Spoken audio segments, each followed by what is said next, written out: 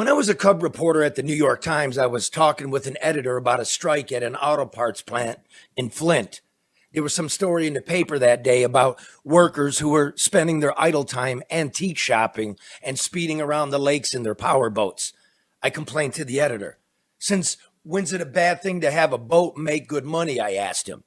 The editor, who was a smart guy with a weak chin and wire rimmed glasses, put his palm to his nose and said, "Those people had about this much foresight. They should have seen the writing on the wall and gone to college." That's what he said. But if we were all poets, we'd starve on words. I wrote that more than 25 years ago, just as NAFTA began to kick in, and I can't help remembering it now as Labor Day approaches. Look around. That plant in Flint is gone for one, a casualty of the global thirst for profits. And with the factories gone, legions of first world workers in America have become a generation of secondhand shoppers as third world workers have flowed in, making second world wages. As the work in America has changed, so has the definition of work itself. Being a white collar worker now means you have a bachelor's degree, even if you work in a coffee shop rather than an office with a desk and a chair and a mug. And the definition of blue collar now means that you don't have a college degree, even if you sit at home typing in your underpants while drinking cappuccinos. Notice today how the chattering class of cable TV refers to the people as the working class rather than the middle class. I don't know if Trump tariffs will bring good work back to America, but I know it's worth trying. The UAW thinks so. The Teamsters think so. Without the unions, there would be no Labor Day, no great American middle class, no shack on the water. That used to be a Democratic Party thing. The so-called experts, those who have never physically labored, I might add, are ginning up anxiety over rising prices of automobiles should the tariffs fully go into effect. It may happen, but the Manhattan editors never speak about the price of labor, the cost to a person who has married his life to a machine but is unable to afford the product he's built. A person should earn a good wage, a house and a car, a shack and a boat. We used to have that here in Michigan, and our companies still made profits. Now the companies make more profit somewhere else while our shacks on the water have been repossessed. We want it back. Words won't get us that. Only work will get us that. Work for a fair wage. And if you don't know what work is, then never mind you.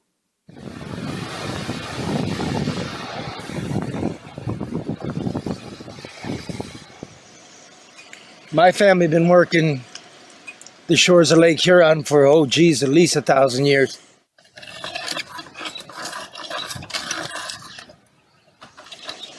So I'm glad to have a part of it. Sometimes I can feel them.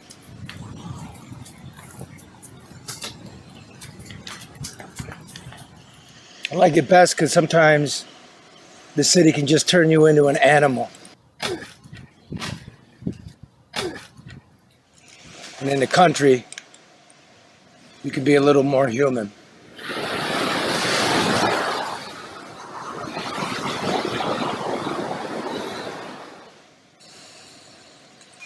Happy Labor Day.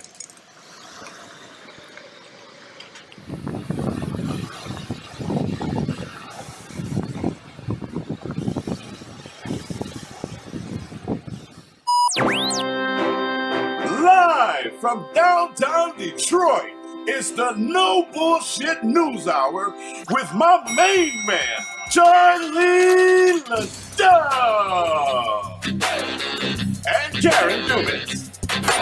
Let's just breaking news. No more bullshit. No more bullshit.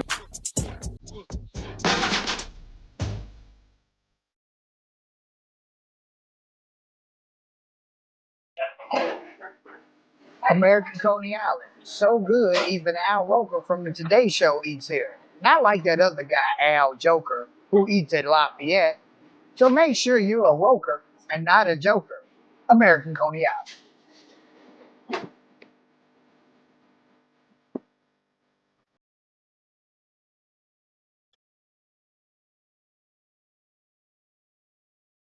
Is this the hole-in-one? It's a hole-in-one, $50,000 if you hit it.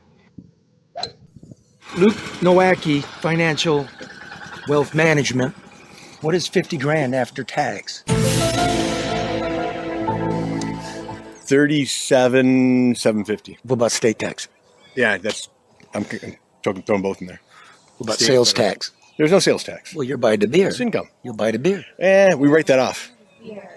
Luke Nowacki, I think Financial Wealth Management. expense allowance. Well, you know, when it rains, the power goes out. And when the power goes out, the internet goes out. When the internet goes out, I call my friend Matt and Bernie at XG Service Group. Look at Bernie here on his hands and knees, giving it everything he's got. Look at that man crack. So busy, he forgot to wear a belt. There's Matt right there getting the board together. That's 734-245-4100 if you need Matt and Bernie to come take care of your voice over internet, your security cameras, off-campus access control, Wi-Fi, and cameras for homes and business. They'll design it for you. You got restaurants, they do drive-through systems, railroad cameras for public safety, total wireless camera systems for your home and business. Yeah, that's right. Call XG Services at 734-245-4100. We're actually in a fight for the future of Western civilization. I believe that, and I believe the American president has to believe it and has to understand that that's part of their job responsibilities, and I think he gets it. I think Vance gets it. I think there's evidence of it all over the world, and there's evidence of it in our country. And so we're not going to be, if we don't win that fight, we won't be around to argue about tariffs or anything else. The fight for the future of the West, the fight for the future of free speech, these are the two most important A way of things. life, a little shack on the lake, right? The fight for an American future, because I think what we're fighting here is a very un-American future where you can't say what you want to say. Boom. Where, you know, your occupation or your economic opportunities don't afford you the chance to live what you would consider to be an American dream. Boom. These are real things for everyday people, and it's different than just fighting about the day-to-day political ping pong that we fight about. There's something bigger going on, and I think Trump has ignited a conversation, and he's brought people into the Republican Party on these issues that would have never, ever considered voting Republican before, and he did it. And you forget the other old school Democratic principle plank in the platform that he's taken from the Democrats, which is no war. Yeah. Freedom of speech, a good way of life, and no war. And I don't know how you saw in the New York Times the other day, like the net gain for Republicans, registered Republicans in 20 states don't register you by party. Almost a 5 million person gain for the Republicans because they're not, with all due respect, you came up with Mitch McConnell and the Bushes. This is a different sort of Republican Party. It is, but I will just tell you all the same people in Kentucky where I live who voted for George W. Bush twice and Mitch McConnell 7 times, all vote for Donald Trump.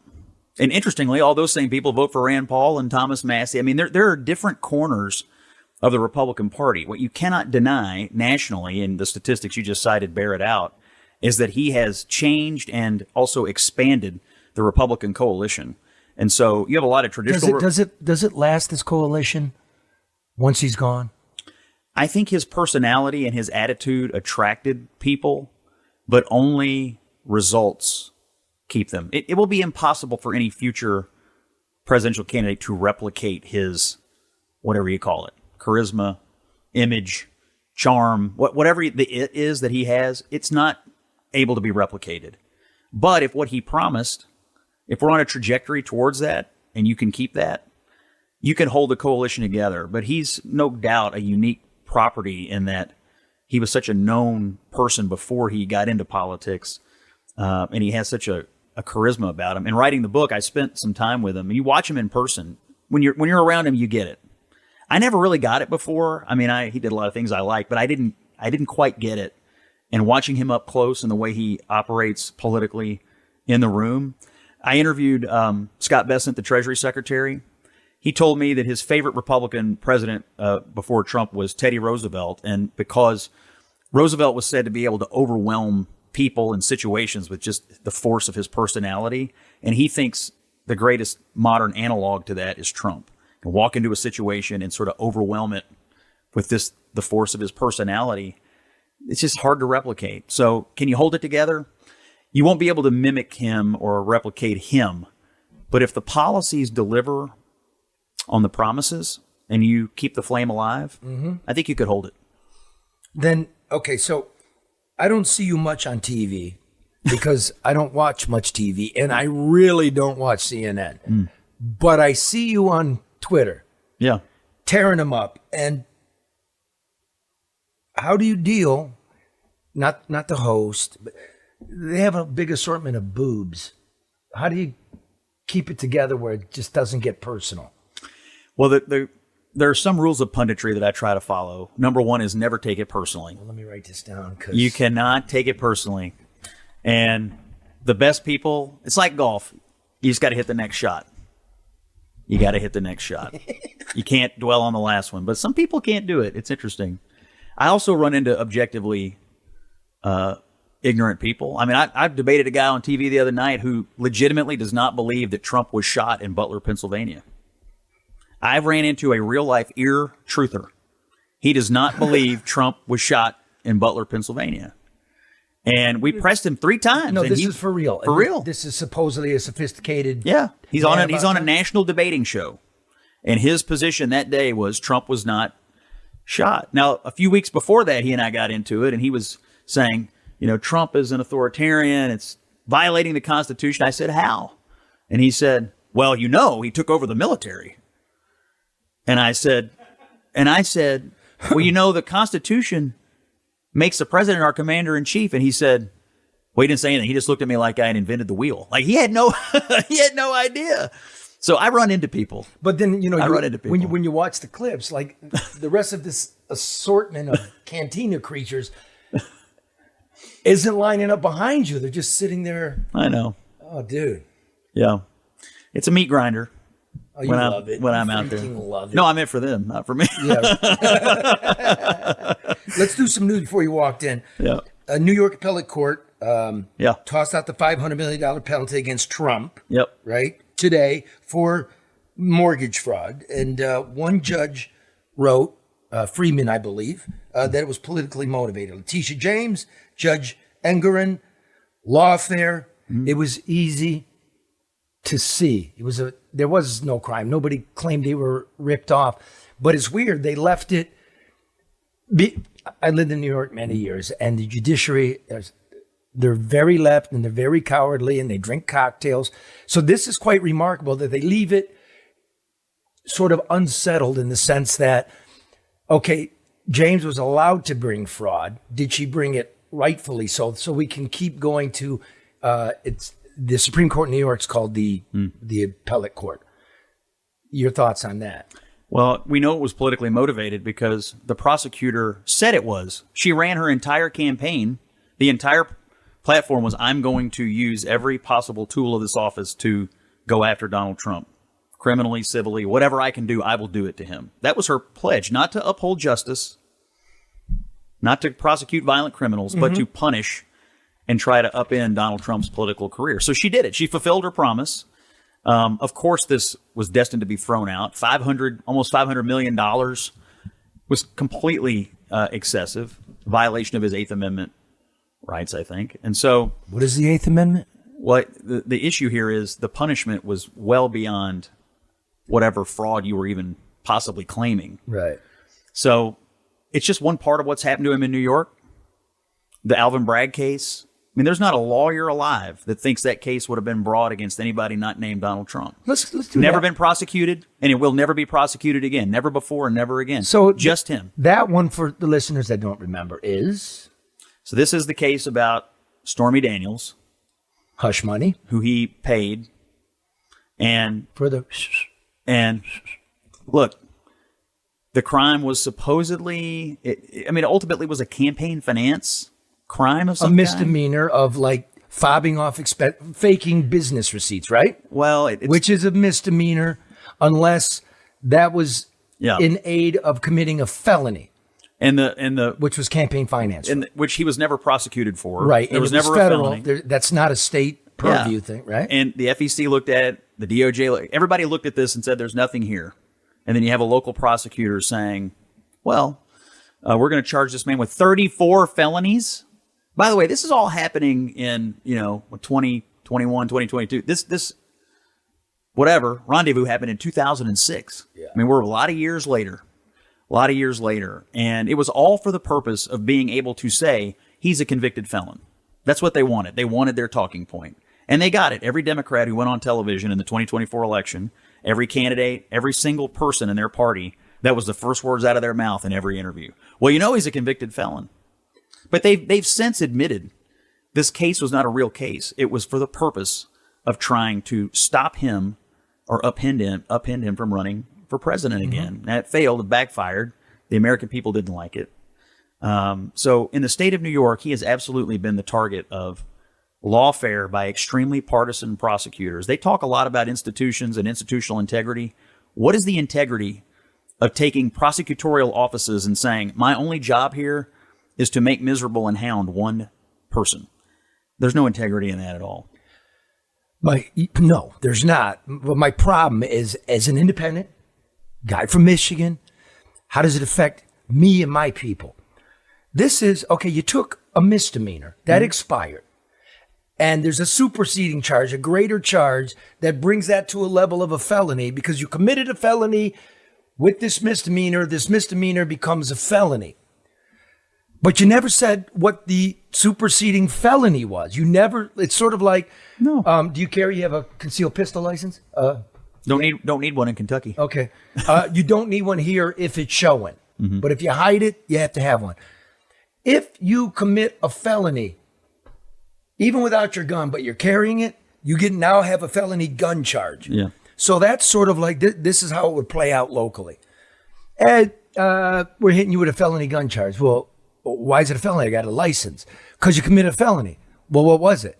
I don't know. We'll let the jury decide. Was it an armed robbery? Was it carjacking? Was it shoplifting? Yeah. That's where I start to get really pissed off that there's so much gray area in between our paper, our founding documents. Supreme Court makes a decision. They can't enforce it. Like Andrew Jackson said, what army do they have?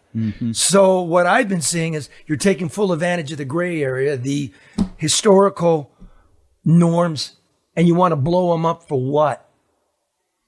Politics. 4 years in the White House? Politics. Stealing money? Politics. I mean, the entire project, it actually revealed an extreme lack of confidence among Democrats in their own ability to win an election.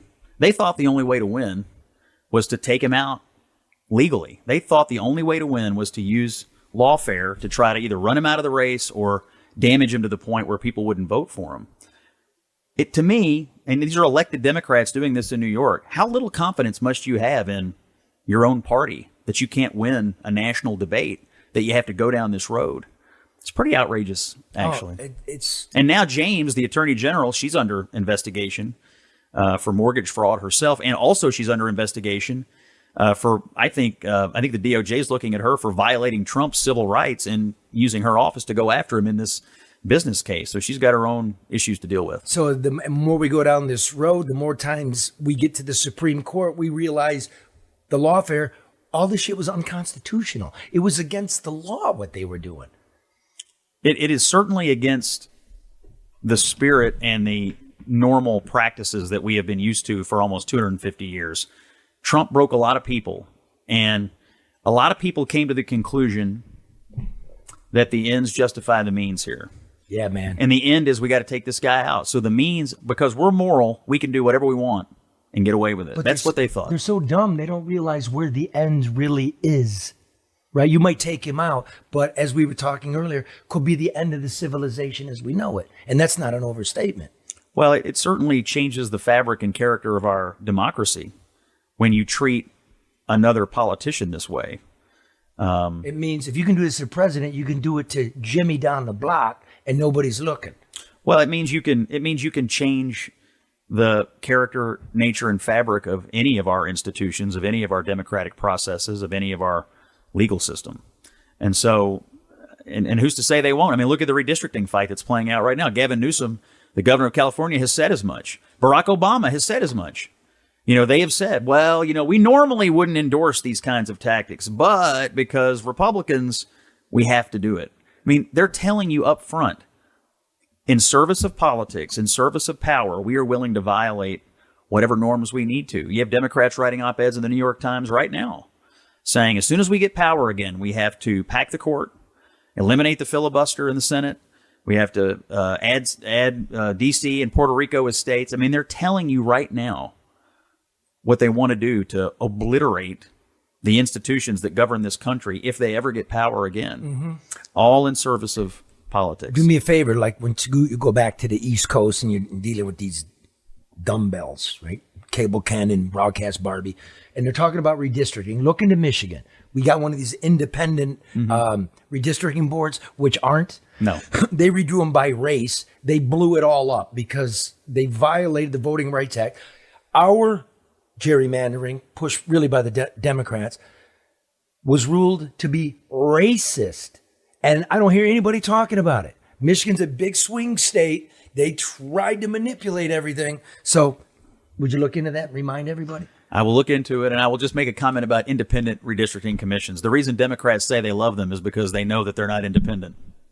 They know they control them. Look at the one we're talking about in California, the supposed independent commission where Republicans get 40% of the vote and have only 17% of the congressional seats. That was drawn by an independent commission. Exactly. At Gavin Newsom's press conference, where he was announcing his new plan, his new map, one of the members of the supposed independent commission was there to speak on his behalf.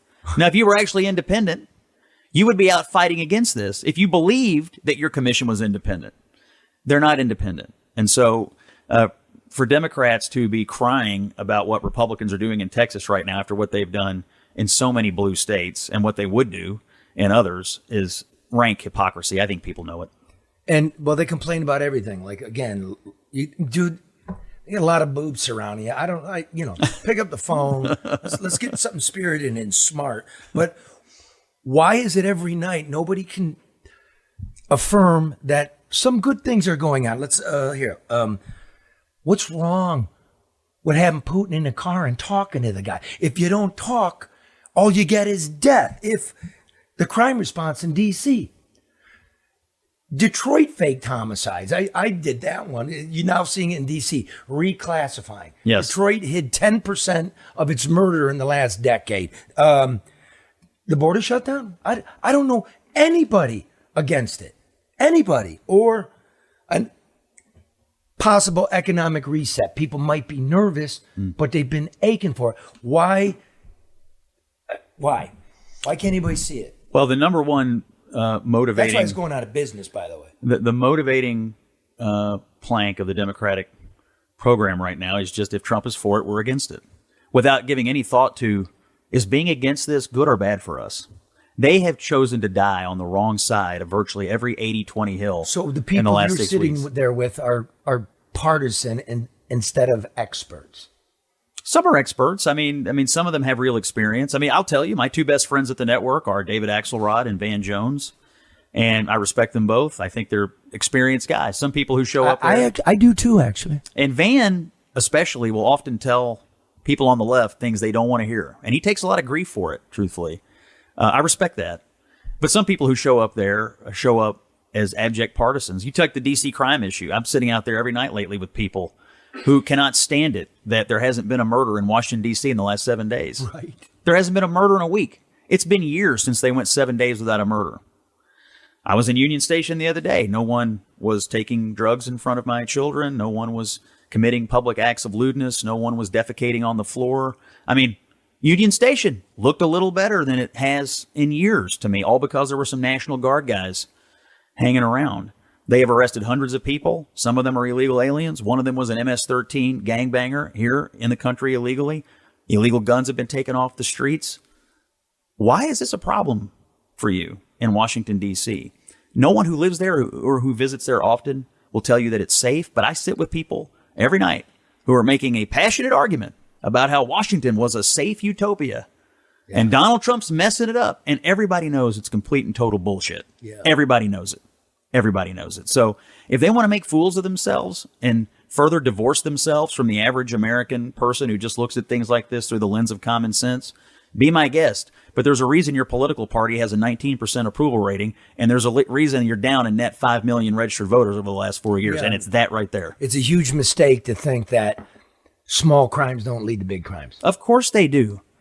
The permissive nature of vagrancy and just the crap you see on the streets of Washington and other major American cities, when you have a permissive culture of that, when you let violent people out of jail with no bail, cashless bail, when you take people who've been in my hometown of Louisville the other day, we had a guy that had been sentenced to 15 years in jail in 2024.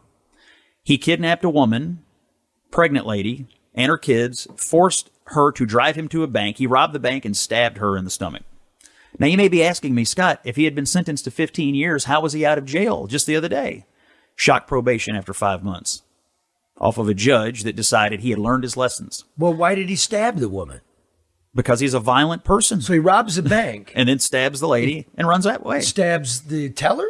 No, the person he kidnapped in the car. Oh, gee. The point of this is 15-year sentence, shock probation after 5 months, and the first thing he does is kidnap a woman and her kids and go rob a bank. Why is this person on the street? That terrible beating in Cincinnati. One of the people in that crowd had been, same situation, had been sentenced and was out of jail, should not have been out of jail. I interviewed the head of the police union in Cincinnati the other day. He's fit to be tied about these judges in Cincinnati letting these people out of jail. In blue cities across this country, you can commit violent acts and get back on the street in no time at all. And guess what? The most likely predictor of your committing a violent act is if you already committed one. So why put them on the street? You want to know how you heard about Comstat, New York, Bill Bratton, Rudy Giuliani, the broken windows theory. This is how they really did it. Nobody knows this part of it. I was a reporter in New York this time.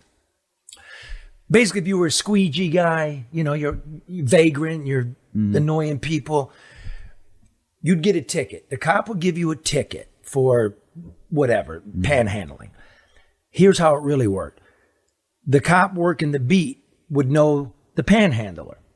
There was a special squad of prosecutors that they would call, and they would say, he's out here again. Did he answer the summons? No, he did not. Now you're under arrest. You're under arrest for not answering the summons. You're getting 30 days.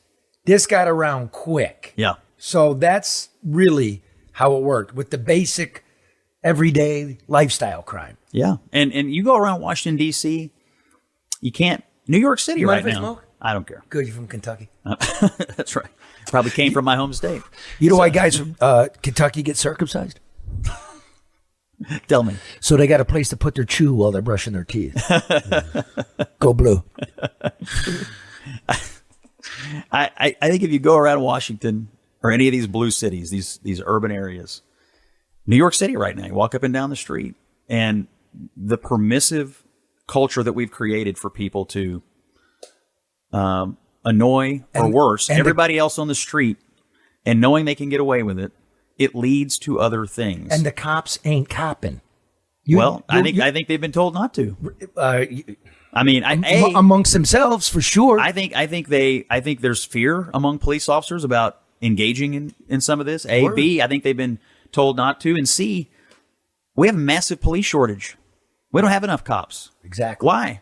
Because being a police officer right now puts you in the crosshairs of the Democratic Party. They say you're the problem.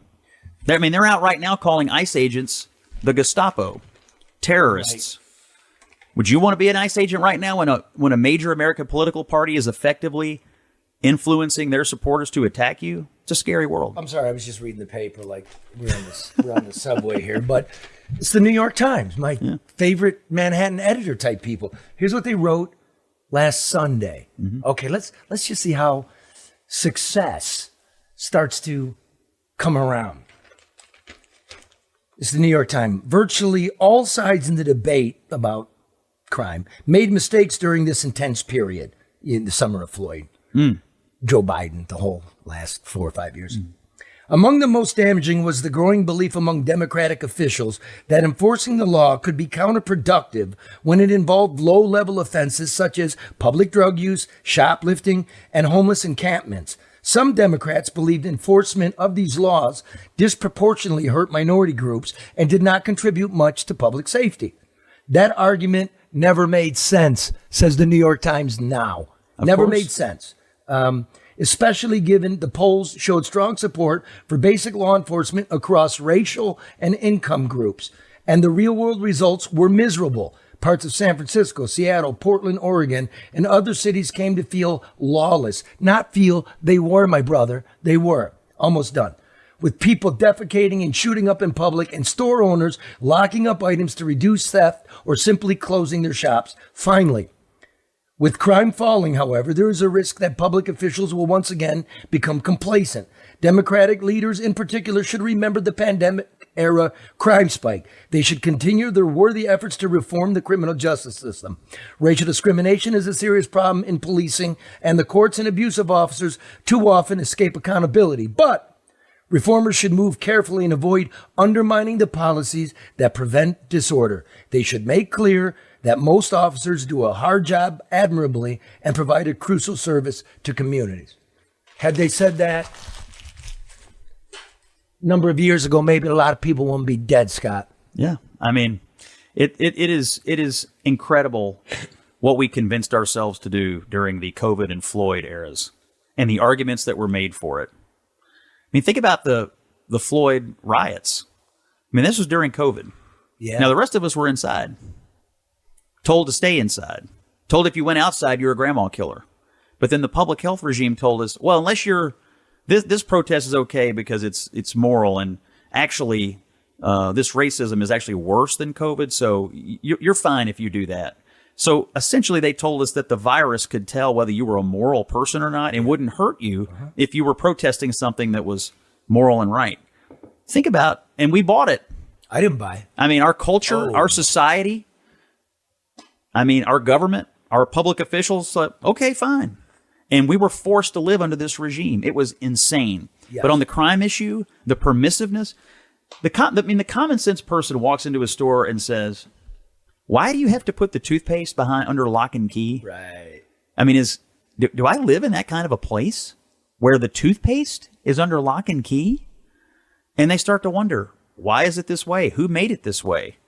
And guess what? Democrats made it this way. The people who run these cities made it this way. You know, in Washington, they don't really prosecute people under the age of 25. This is a law in Washington. Yeah. They don't prosecute you under the age of 25. Now, if you read any of the coverage of the crime spike there, it's roving bands of teenagers. Now, I'm only moderately good at math, but teenager is less than 25. So the people committing the crimes are not really in danger of being prosecuted. So they can go around in groups of 10 or 15 or 20, terrorize the streets, beat up some poor 19-year-old kid who worked at the White House the other day. They're not really in trouble. If you're under the age of 25 in Washington, you will likely get away with it. Why? Because we decided, or they decided as a culture, as a society there, well, it's better to let them commit violent acts than to accidentally commit racism. It wouldn't be racism to put a violent person in jail, in my opinion. Doesn't matter what their race is. If they're violent against a fellow citizen, they should pay the consequences. But these are the things we talked ourselves into. It doesn't have to be this way. Trump doesn't think it has to be this way. And so he's trying to do something about it in the one place where he can, which is D.C., a federal zone. He's effectively the governor of Washington, D.C. And he can do this. It's legal for him to do it, and it's working. And the fact that they're raging against it is political insanity. Because human beings like it. They do like it. They do. They like to be able to go out to dinner. They like to be able to shop. You know what else about Washington is true? It's our nation's capital. It's not just for the residents. Millions of people visit there from every state. So if I have 4 kids. From every country. Yeah. On Earth. If you go there, you take your family. It's America. Holy shit. It's our the capital is different. You should not have to walk into the Capitol and feel like this is a disgrace, this is despair, this is societal decline. Point well taken. Especially the Capitol. Point well taken, not to spin it out, but in any city in this country, these are great cities given over to squalor and wildness. Like, you know what I mean? I don't believe in beating people's asses for no reason. I don't believe in locking them up for life, but there's gotta be order. So children prosper. Public order. Public order. Public order. you can have it all. You can have a society that's just. You can have a society that treats everybody equally and fairly. And you can do it without having to permit public disorder and violence on your streets. That's what the Republicans believe right now. That's what Trump believes. And I think that's what the American people want. But he will be opposed on this at every turn. You know, the debating point from the Democrats is, well, 8 of the 10 most violent states are red states. Yeah, but it's the cities that are run by Democrats in those states. Are you asking the Republican governor to call out the National Guard? Be careful what you wish for. Yeah. They might. If this works in Washington, they might. And in some places like Memphis or St. Louis, they might be founded in doing so. Detroit. Maybe. But we had Never happened here. We've had, when they talk on Capitol Hill, like Alyssa Slotkin, the military has occupied Detroit 3 times. It's the only city in America with a history like that. Mm-hmm. The riots of 67, 43, and 1863. Mm-hmm. So we know, and it is legal, no matter what they say. That's just a carpetbagger doesn't know us. So let me move it here. Why? The biggest thing facing us as a country, the underpinnings, right? The institutions we have. It's now becoming transparent what happened during the Russia hoax. Yes. The dark, unseen, unknown, unelected people manipulating the popular will. This is way bigger than Epstein to me. Okay, I'd like to know all about Epstein, but I want to know about this. And I think that's why you saw Donald Trump, because he knew the stuff was coming. He goes, oh, Epstein, I got a better one for you. The fucking CIA, the deep state, Hillary Clinton, they're trying to take over this country and hide it. This is Soviet shit they were doing. So the people who tell me I'm wrong. The people who complain most about misinformation and disinformation engaged in the largest disinformation op in the last 50 years in this country. It was a spy op on us. The plan and the plot was we have to convince half the American people and one entire political party that Russia stole the election. To delegitimize a president so that he is ineffective and can't come back. And guess what? They succeeded. It is an article of faith among Democrats that Russia stole the 2016 election. They succeeded in the plot. As it is amongst Republicans that the Democrats stole the 2020 election. I think it's more, my personal view is that the Russia stole the election of 2016 is far more pervasive. That's my view. I could be debated on it, but you couldn't walk into a Democratic dinner, fundraiser, or any other political event and stand up on a stage and say, guys, I don't really think Russia stole the election. I do think Donald Trump was legitimately elected. You'd be booed off the stage. They believe it. It's an article of faith to them. And so who caused it? These people with intelligence titles? Yes. High positions in the Obama White House? Obama himself, perhaps? Well, I mean, there's some evidence about this. There's a lot of evidence. And as they're going out and as Trump is coming in, so even after they leave office, those people who held those positions then go on TV. You get to debate them. Every night. And they say, well, I was such and such intelligence person. I have a security clearance. I know. And they intimate to the American people that they know something. I know something you don't know because of my access. And just take my word for it. Russia stole the election. Trump was in on it. Oh, I'll write that They did down it every then. night. I'll write that down then. They did it every night. I know they did. And perpetrated this hoax on the American people. Accountability is coming. It has to come. It has to. You cannot get away. Think about the downstream ripple effects of this and how much it has affected everything else in our politics ever since that moment. Yes. It's not right. If a person gets elected president, fair and square, they deserve to get to act as the president. That's the will of the people. That's our system. They stopped him for most of his term from having sort of full access to the presidency. That was the plot.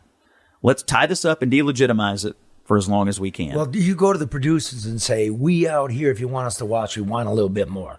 Okay? We want a little bit more discussion about it, a little more honesty about it. Okay? Now, I just got the 5-minute mark. So, last one, because this is second to last one. This is interesting to me. Where was Scott Jennings, also known as Uncle Cracker Barrel? Sorry. took his job. There's no more cracker or barrel in the logo, by the way. Oh They my took it off. God. All they had to do was put up a sign and say, just take a quick minute. That's the only reason maybe sales are going down. It's like, we don't got time to stop. But it's a good restaurant. Okay. But you're from a small Kentucky, coal town. It was at Dawson Springs, right? Dawson Springs. Got hammered by that Tornado. Sorry. My dad, every house that a Jennings ever lived in was destroyed, I think. Wow. My dad's house was destroyed. How many? This is middle America. I think 3/4 of the houses in our town were destroyed. How many people in that town? When I was growing up, it was about maybe a little less than 3,000. There's a lot fewer now. A lot fewer because of the. A lot of people lost their homes. They moved to different places. Interestingly, and I lived this with my dad. He had a house, and what the insurance value of it was nowhere near what it would cost To rebuild it. to rebuild. And so then you're kind of stuck. My dad, I'm the son of a garbage man and a factory worker. And, this is not a man of means and doesn't have hundreds of thousands of dollars laying around to rebuild after the next tornado. And so a lot of people were in that boat. And this was devastating. And so, the town is trying to come back. A lot of towns in Kentucky, and that tornado went hundreds of miles through Kentucky and a couple other places, Arkansas, I think. And so a lot of people never really recovered. The towns are trying, but for a lot of poor working folks, lost their homes. There's no way to rebuild. That kind of happened here economically. I'm not making light. Oh, I know. I mean, it's certainly not the only place. I feel it. So what's interesting, you still live in the Louisville area, don't you? Just outside of it, yeah. So you're like on television almost every night. Close to it. Yeah. Doing in Washington.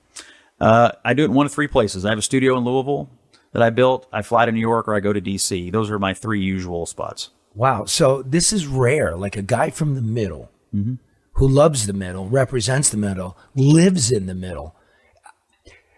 Some of your popularity has to do with you just ring true because I don't think you ever forgot it or left it. And so part of my job, I'm a conservative analyst, but from a family of Democrats. From a family of Democrats. But as much as that, I do think about, I'm one of the few, if only maybe the only pundit from Middle America who lives in Middle America that goes into it every day. And I'm trying to give you an accurate reflection of how people in the middle of the country will be absorbing the news, which is different than how people in the Acela corridor will be absorbing it. Yes. Well, how do you know? Because they fucking lived there. Yeah. With Scott Jennings. Name of the book, Scott? It's called A Revolution of Common Sense, How Donald Trump Stormed into Washington and Fought for Western Civilization. It was really great to have you. Thanks for coming in, brother. Thanks. Okay. Appreciate it. Next week. Thanks, Claude.